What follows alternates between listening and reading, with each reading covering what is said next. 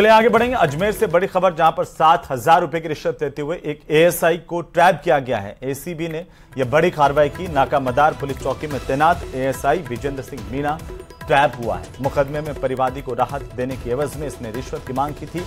बड़ी खबर इस वक्त की, परिवादी से आरोपी एएसआई ने 15,000 रुपए की रिश्वत मांगी थी। एसीबी को शिकायत हुई। भ्रष्टाचार निरोधक ब्यूरो ने शिकायत का सत्यापन करवाया। सत्यापन सही पाए जाने पर ट्रैप की कार्रवाई की और एएसआई को रिश्वत की राशि लेते हुए रंगे हाथों गिरफ्तार कर लिया। 7,000 रुपए की रिश्वत ले रहा था।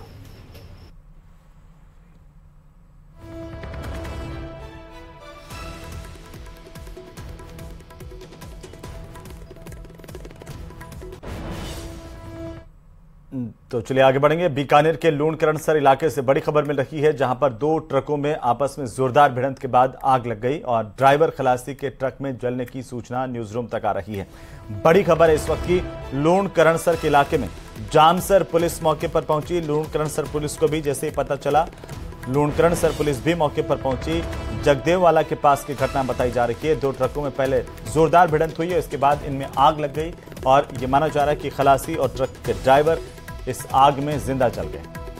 बहरहाल दमकल की गाड़ियां मौके पर पहुंची, इस आग को बुझाया गया, लेकिन जब तक आग बुझाई जाती तब तक ट्रक जल करके पूरी तरह से खाक हो गए। हाईवे पर इस हादसे की वजह से यातायात भी बाधित हुआ। हालांकि पुलिस को जैसे ही जानकारी मिली, नजदीकी थाना पुलिस मौके पर पहुंच गई।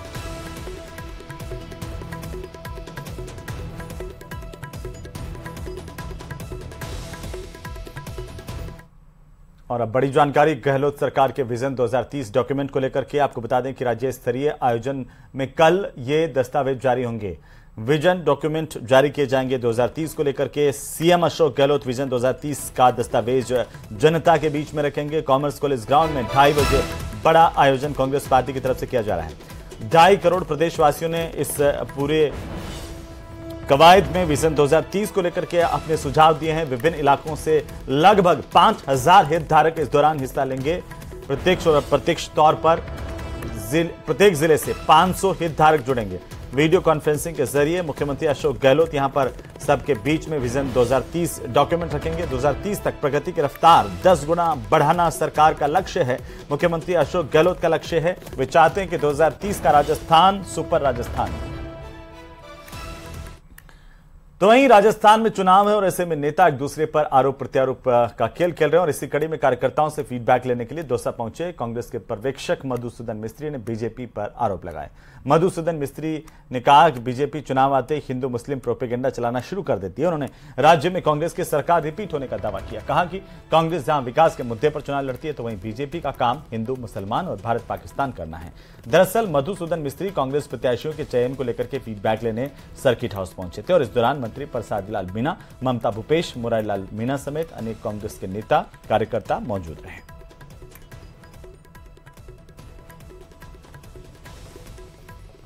कि जरूरी नहीं है, सब जानते हैं सरकार ने क्या किया। उसको दोबारा हमको सिर्फ याद दिलाने की जरूरत है, दूसरा कुछ नहीं है। लोग लाभ ले रहे हैं उन सबका, इसलिए हमारे लिए वो प्रश्न नहीं है। प्रश्न बीजेपी के लिए क्या करना, हो हिंदू मुसलमान करना कि विकास करना। वो तो विकास के नाम पे हिंदू मुसलमान करते, दूसरा क्या है उनके पास है? क्या हिंदुस्तान पाकिस्तान, हिंदू मुसलमान, इसके अलावा और क्या? कब्रिस्तान स्मशान, इसके अलावा उसके पास कुछ नहीं है। तो वहीं जयपुर में इकबाल हत्याकांड के बाद आज जयपुर बचाओ संघर्ष समिति के आह्वान पर बड़ी चौपड़ पर महाधरने का आयोजन किया गया। इसमें भाजपा और हिंदू संगठनों समेत जयपुर व्यापार मंडल के व्यापारी भी शामिल हुए। इसमें इकबाल हत्याकांड केस में सरकार पर तुष्टीकरण और झगड़े में हुई हत्या को सांप्रदायिक रंग देने का मुद्दा उठाया गया। वहीं किशनपोल विधानसभा क्षेत्र से कांग्रेस के विधायक अमीन कागजी ने न्यूज 18 से खास बातचीत की, जिसमें इस धरने पर सवाल खड़ा करते हुए कागजी ने कहा कि जयपुर बचाओ संघर्ष समिति की आड़ में भाजपा के नेता वोट बैंक की राजनीति करने और शहर का माहौल खराब करने की कोशिश कर रहे हैं। जयपुर के सुभाष चौक इलाके में इकबाल हत्याकांड के बाद शहर का तनाव जो है वो अचानक से बढ़ा और चुनावी सियासत के दौरान भी एक जो जयपुर शहर का माहौल है वो बदलता हुआ नजर आ रहा है। उस बीच हमारे साथ मौजूद है किशनपोल से विधायक अमीन कागजी साहब, जिनसे हम बात करेंगे शहर के इस माहौल को लेकर के। सर, ये इकबाल हत्याकांड हुआ, उसके बाद में आज जयपुर बचाओ संघर्ष समिति की ओर से आह्वान किया, बड़ी मीटिंग हुई, इसको लेकर आपका क्या कहना है सर? नहीं, कहीं जयपुर बचाओ संघर्ष समिति कहीं नजर नहीं आई। ये सिर्फ भारतीय जनता पार्टी के जो टिकटार्थी हैं, जिन्होंने भारतीय जनता पार्टी से टिकट मांगे हैं, उन सबको टारगेट दिया गया जी। वो सब अपनी अपनी भीड़ लेके आए जी। जयपुर की जनता जो खास तौर से चार दीवारी में रहती है, उसने बहुत से लोगों के मेरे पास फोन आए, वो बहुत चिंतित हैं। और भारतीय जनता पार्टी को अगर प्रदर्शन करना था तो सारे पूर्व विधायक, वर्तमान विधायक, एमएलए, एमपी सब थे, तो उनको खुल के सामने आना चाहिए था। जो डिमांड थी वो रखनी चाहिए थी। जो व्यक्ति उस दिन मरा है, जिसकी हत्या हुई, उसकी निंदा करते अगर जयपुर को ही बचाने की बात थी तो जयपुर तो एक तरफा थोड़ी बचेगा। जयपुर तो जब सारे जयपुर के धर्मगुरु, सारे दानिश्वर लोग, सारे समझदार लोग अपील कर रहे हैं कि जयपुर की जनता शांति बनाए रखे, जयपुर के लोग शांति बनाए रखें, किसी तरह की एंजाइटी नहीं पालें, प्रशासन अपना काम कर रहा है, पुलिस अपना काम कर रही है, तो मैं समझता हूं कि ये एक भारतीय जनता पार्टी का गुप्त एजेंडा जो है वो सामने खुल के आया है आज। कैमरा पर्सन यासीन के साथ विष्णु शर्मा, न्यूज़ 18 राजस्थान, जयपुर। तो वहीं डूंगरपुर एसीबी की टीम ने बोडीगामा के इलाके में बड़ा पंचायत के सरपंच को 20,000 रुपए की रिश्वत लेते हुए रंगे हाथों गिरफ्तार किया। आरोपी सरपंच ने यह रिश्वत तालाब में मछली पालन का ठेका देने के एवज में मांगी थी। आरोपी सरपंच की गिरफ्तारी के बाद एसीबी ने तमाम सरपंच के कॉन्टैक्ट्स को खंगाला और आखिरकार उसकी संपत्ति को लेकर के भी दस्तावेज खंगाले गए।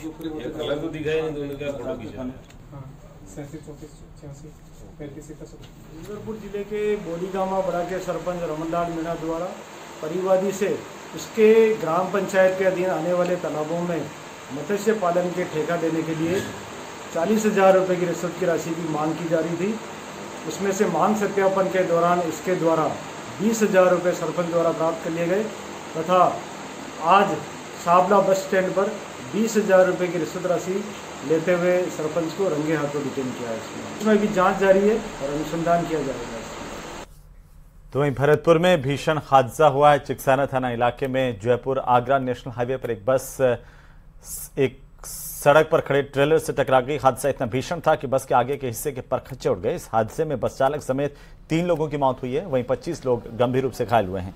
इन घायलों को नजदीकी अस्पताल में भर्ती किया गया। आपको बता दें कि बस झुंझुनू से झांसी की तरफ जा रही थी।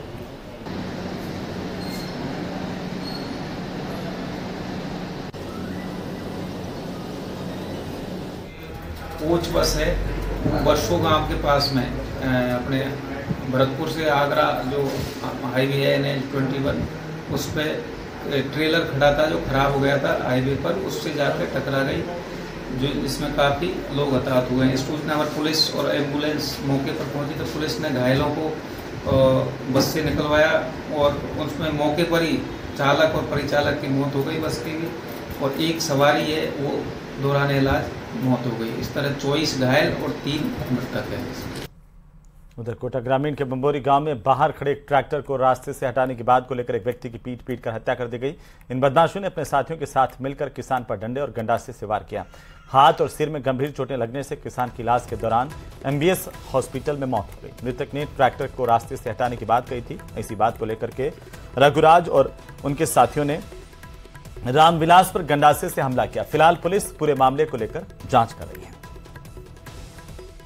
गंडासा की दी और गंडासा देते पड़ गया तो इसका भाई वो भीम सिंह ने कुराड़ी के हाथ में मार दी और इसकी माई ने छाती में पत्थर की मारी और बाकी वो थे जिन्होंने भी लकड़ियां मारी। जब हम पीछे से जा रहे थे तो हम बाकी के क्या कर रहे हो, तो हमने वो पड़ा हुआ को फिर उठा के खींच के लाए। बम्बोली में आपसी लड़ाई झगड़ा हुआ था, जिसमें दौरान इलाज रामविलास मीणा निवासी बम्बोली उसकी मृत्यु हो गई है। आज उसका पोस्टमार्टम करवा रहे हैं। इसमें जो आरोपी है, मेन आरोपी है, तो उनको डिटेन कर लिया गया।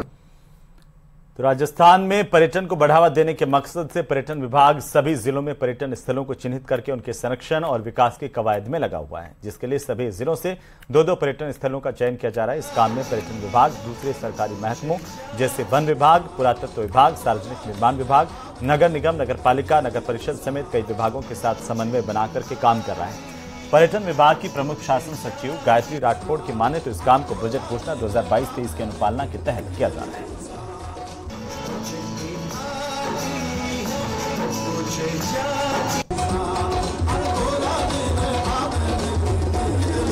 के बाद में प्रिंसिपल सेक्रेटरी मैडम का ये सभी को निर्देश था कि हर ज़िले में दो जो हैं टूरिज़्म प्लेसेस, ऑल्दो पहले से लाइक हैं, बट अब चूँकि वो पर्टिकुलर डिस्ट्रिक्ट और पर्टिकुलर ज़िलों में हो गए हैं, तो सभी अधिकारी इसमें लाइक आइडेंटिफाई करने में लगे हुए हैं। और उसमें ऐतिहासिक महत्व का भी हो सकता है, धार्मिक स्थल भी हो सकता है।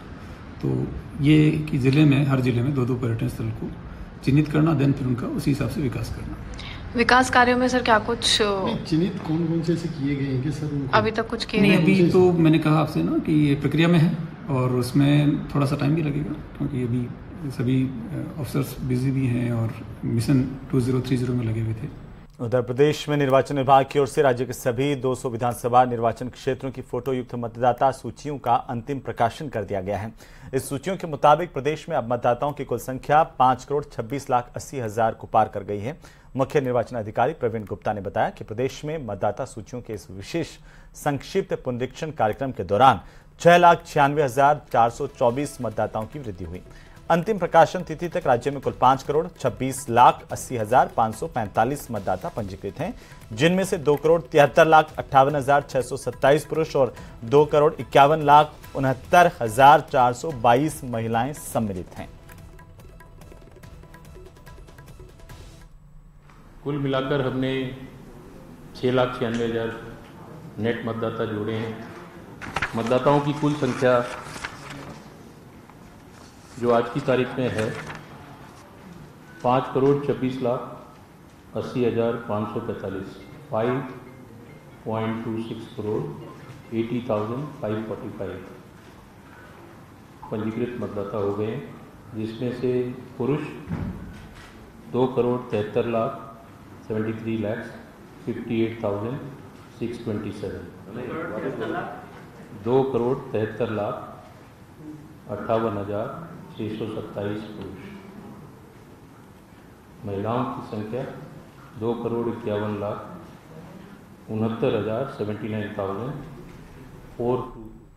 तो चलिए आगे बढ़ेंगे। अजमेर जिले में अंतिम मतदाता सूचियों का प्रकाशन कर दिया गया है। जिले में 19,66,986 मतदाता अपने अपने मताधिकार का इस्तेमाल कर सकेंगे। जिले में 76,283 मतदाता पहली बार वोट देंगे, तो साथ ही 9,66,230 महिला मतदाता हैं। वहीं पुरुष मतदाताओं की जो संख्या है वो आपको बता दें कि 10 लाख से ज्यादा की है। पुनरीक्षण कार्यक्रम में 31,217 मतदाताओं ने अपने नाम जुड़वाए हैं। वहीं 14,529 ने अपने नाम हटवाए भी हैं। 1937 मतदान केंद्र अब इसके साथ ही हो गए हैं।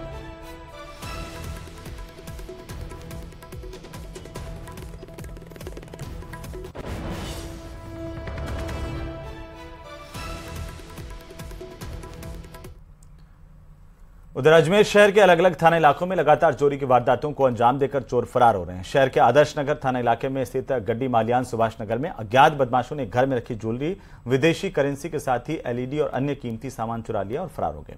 ये वारदात घर में लगे सीसीटीवी के कैमरे में कैद हुई है, जिसमें 2 बदमाश चोरी की वारदात को अंजाम देते हुए नजर आ रहे हैं और कीमती सामान अपने बैग में भरकर एलईडी ले जाते दिख रहे हैं। इस संबंध में पीड़ित की ओर से आदर्श नगर थाने में शिकायत दर्ज की गई है। पुलिस ने घटनास्थल का मुआयना किया। सीसीटीवी फुटेज के आधार पर अब पुलिस जांच कर रही है।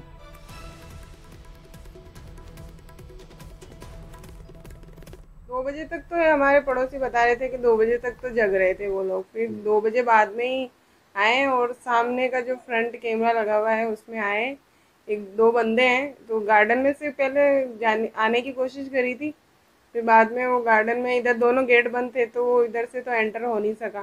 फिर इधर से एक जन आदमी आया है और सारा कुछ सामान वगैरह चोरी करके पूरी अलमारियाँ बिखेर दी, कुछ केश वगैरह ज्वेलरी वगैरह लेके गए और एक एलईडी लेके गए, तो वो उधर गार्डन के रास्ते से लेके गए।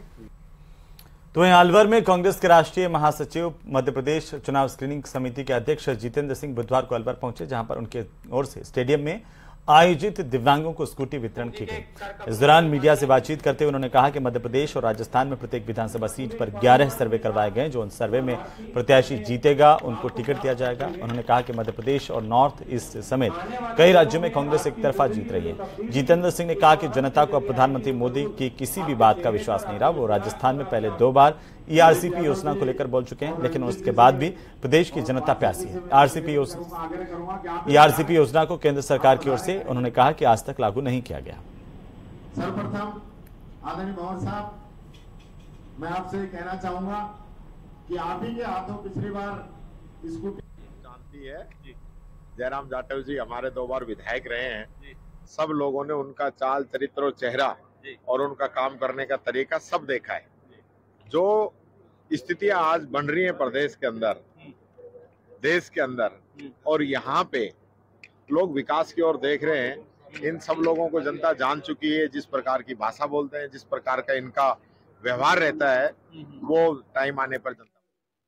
तो चलिए आगे बढ़ेंगे। राजस्थान सरकार के खिलाफ राजधानी जयपुर में कल मंत्रालय कर्मचारी धरना देकर अपना विरोध प्रदर्शन करेंगे और विरोध करके मंत्रालय कर्मचारी अपनी मांगें पूरी करवाने की गुहार लगाएंगे। विरोध धरने से पहले आज मंत्रालय कर्मचारियों की ओर से अलग अलग सरकारी दफ्तरों में गेट मीटिंग की गई है और बाकी कर्मचारियों से समर्थन मांगा गया। कल के धरने में आने का आह्वान भी किया गया।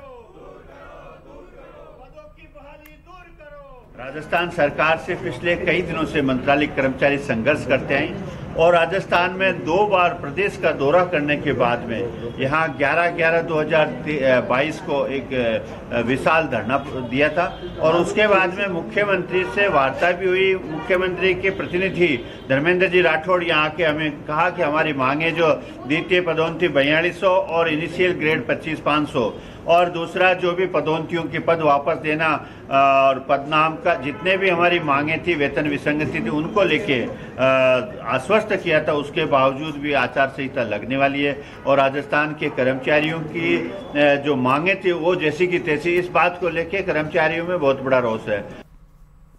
तो वहीं राजस्थान आवासन मंडल की मानसरोवर जयपुर चौपाटी में अनियमितताएं सामने आने के बाद स्थानीय व्यापारियों की ओर से हाउसिंग बोर्ड के खिलाफ मोर्चा खोल दिया गया। व्यापारियों ने हाउसिंग बोर्ड की खिलाफत करते हुए अनिश्चितकालीन हड़ताल शुरू कर दी है। इन व्यापारियों का यह आरोप है कि आवासन मंडल ने उन्हें कई सपने दिखाए, दुकान उन्हें अलॉट की थी, लेकिन अब मंडल अपने वादे पर खरा नहीं उतरा। आज ना वहां पर सफाई हो रही है, ना ही मेंटेनेंस हो रहा है। वहीं आवासन मंडल व्यापारियों से जबरदस्ती बिजली के बिल भी वसूल रहा है। माहौल ऐसा है कि आधे दर्जन से अधिक दुकानें बंद हो गई हैं, लेकिन आवासन मंडल इस ओर ध्यान नहीं दे रहा। व्यापारियों ने चेतावनी दी कि जल्द ही मंडल ने सुनवाई नहीं की तो व्यापारी भूख हड़ताल करेंगे। जयपुर चौपाटी व्यापार मंडल द्वारा आज बंद का आह्वान किया गया है। इसमें हमारी बहुत सारी समस्याएं जो कई महीनों से चली आ रही है, उनमें साफ सफाई, रखरखाव की व्यवस्थाएं हैं, डक्टिंग नहीं चल रही है, यहाँ की सिक्योरिटी व्यवस्थाएं वो काफ़ी दुरुस्त करने की आवश्यकता है। यहाँ पार्किंग की जो समस्या है मुख्य रूप से जो आने वाली है उसकी है। ऐसे बहुत सारे कारण हैं जो जिनका प्रभाव सीधा का सीधा ग्राहकों पे पड़ रहा है और जन हित में हम ये हमारी मांगे रख रहे हैं। तो हम सरकार से आग्रह करते हैं, जो मुख्यमंत्री जी का जो मुख्य जो एक जयपुर शहर के लिए आकर्षण था, उसके प्रति लोगों का थोड़ा सा अलगाव जो पैदा हो रहा है, हम चाह रहे हैं इसको पर्यटकों से और यहाँ आने वाले उनसे जोड़ा जाए।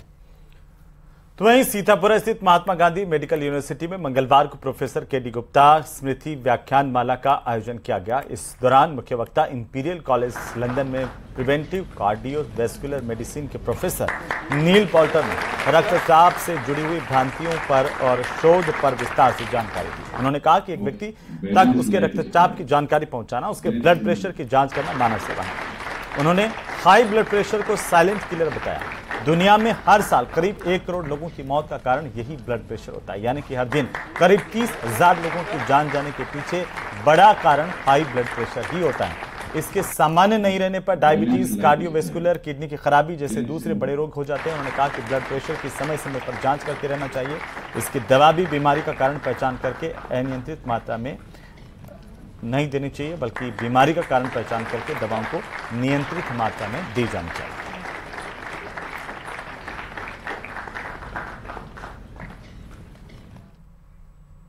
तो वहीं राजधानी जयपुर में सुझाव आपका संकल्प हमारा अभियान के आगाज के मौके पर जेपी नड्डा ने कांग्रेस पर जमकर हमले किए थे। इसका जवाब न्यूज 18 राजस्थान पर कांग्रेस की कैंपेन कमेटी के चेयरमैन और कैबिनेट मंत्री गोविंद राम मेघवाल ने खास बातचीत के दौरान दिया। आप भी देखिए कि राजस्थान में प्रदेश में कोई ऐसा नेता नहीं बचा है जो मुख्यमंत्री जी के सवालों को जवाब दे सके। ये आए दिन केंद्र से नेता आके बोल रहे हैं, हकीकत में तो ये बौखला गए हैं। प्रदेश में इनके पास में कोई लीडर नहीं है। आपको याद होगा कि 2019 के अंदर जब चुनाव हो रहे थे तो मोदी जी 24 में किसानों की आय को डबल करने की बात कर रहे थे, कभी 22 की बात कर रहे थे, कभी 30 की बात कर रहे थे। उन बातों को रिपीट नहीं कर रहे। और जैसा कि आप देख रहे हो कि इन्होंने पूरे देश का बेड़ा गर्क कर दिया। लेकिन ये सवाल कर रहे हैं कि 2023 में चुनाव, आप 2030 की बातें क्यों कर रहे हैं? मुख्यमंत्री जी का बहुत लंबा विजन है और जैसा कि आपने देखा कि 23 में इन्होंने जो जन कल्याणकारी योजनाएं दी है वो आपको भारत में कहीं नहीं मिलेगी। जैसे ओपीएस योजना है, चिरंजीवी योजना है, पेंशन की योजना है, बिजली की योजना है। अब जो मुख्यमंत्री जी का विजन है कि लंबे चौड़े जितने काम कर रहे थे जन कल्याणकारी वो किए हैं, लेकिन उनका सुझाव लेने का मतलब ये है कि जब हमने 2030 के बारे में जनता से राय ली तो करीब 2 करोड़ विचार आए हैं। जो सरकार कल्याणकारी होगी, जन कल्याणकारी होगी, वो बिल्कुल जनता से राय लेके जो चलेगी वो आगे का विजन बनाएगी। लेकिन उन्होंने ये भी कहा है कि विधायकों ने लूट मचा रखी है और जिस विधायक ने लाल डायरी की बात करी थी उसको कैबिनेट से हटा दिया गया। इस बारे में आप क्या कहेंगे? देखिए, आप भी जानते हैं और मुझे कहते हुए बड़ा दुख होता है कि लाल डायरी का जिक्र प्रधानमंत्री ने अपने स्पीच में किया है, लाल डायरी का जिक्र जेपी नड्डा कर रहे हैं। लेकिन मैं तो ये कह रहा हूँ कि हकीकत अगर लाल डायरी थी तो आप उसके पन्ने लुकाए छुपाए क्यों बैठे हो? आपने राजेंद्र जी गुड़ाक को मात्र एक हथियार बनाया और जो आपके विधायकों ने लाल डायरी के पन्ने फाड़े विधानसभा में वो तो सारी खाली थी। लाल डायरी में कुछ भी नहीं है, ना जनता के सामने कोई लाल डायरी नाम की चीज चल रही है। ये तो बिल्कुल बौखला चुके हैं और ये लोग कुछ अपने चुनित किए हुए जो मीडिया है उसके माध्यम से इन बातों को उछाल रहे हैं। बाकी ना तो कोई लाल डायरी का जिक्र है और जहां तक ये विधायकों के करप्शन की बात कर रहे हैं, इनके विधायक उत्तर प्रदेश में करप्शन में फंस रहे हैं। इनके विधायक आप भी जानते हैं कि बलात्कार में फंस रहे हैं। इन्होंने कहा पूरी सरकार जो है राफेल 500 करोड़ की थी, ये 1600 करोड़ में लाए। इन्होंने पूरे देश का जो है रेलवे बेच दिया, आपने एयरपोर्ट बेच दिया, बैग बेच दिया, तेल बेच। तो चलिए इसी के साथ ही इस बुलेटिन फिलहाल इतना ही। आप देखते रहिए न्यूज़ 18 राजस्थान।